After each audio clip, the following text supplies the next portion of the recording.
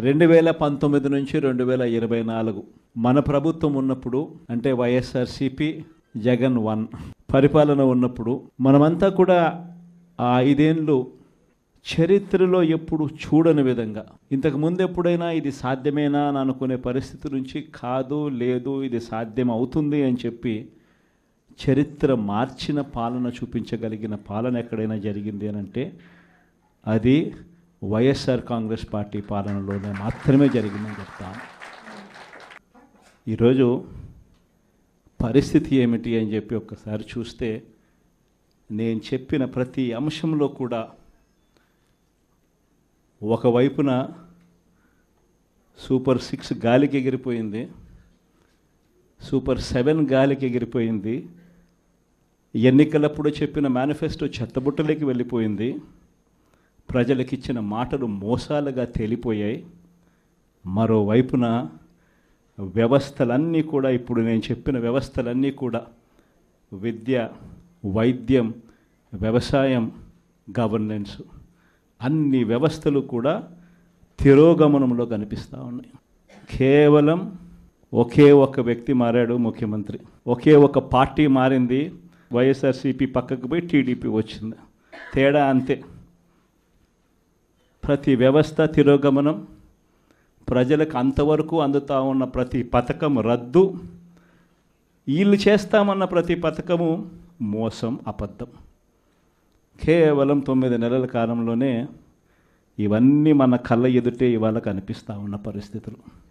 నేను అందుకనే చెప్తా ఉన్నా, ఈరోజు ఓడిపోయినా కూడా చెప్తా ఉన్నా, మనకి ఇంతకుముందు 50% ఓట్ షేర్ వచ్చింది.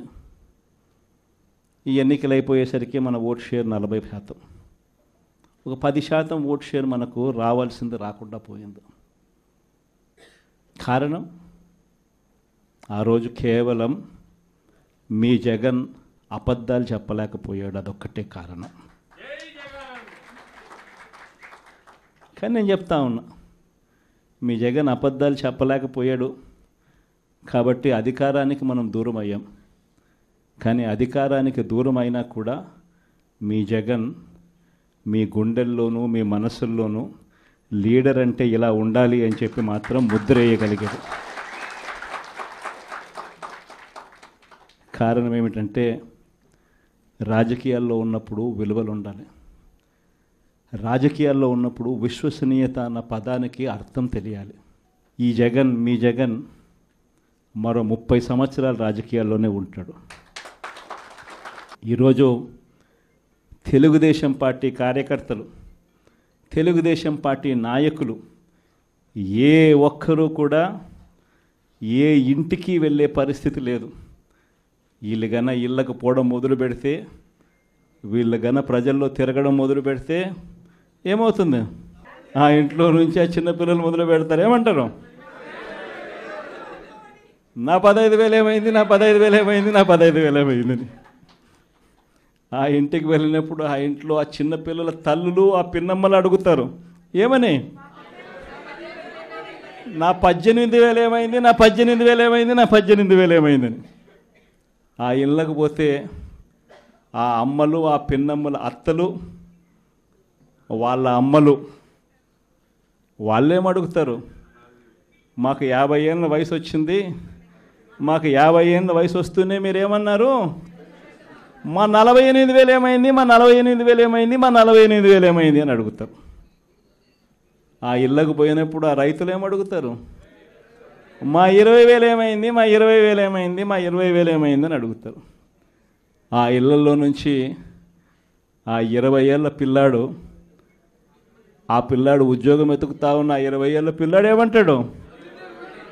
నా 36,000 ఏమైంది, నా 36,000 ఏమైంది, నా 36,000 ఏమైంది అని.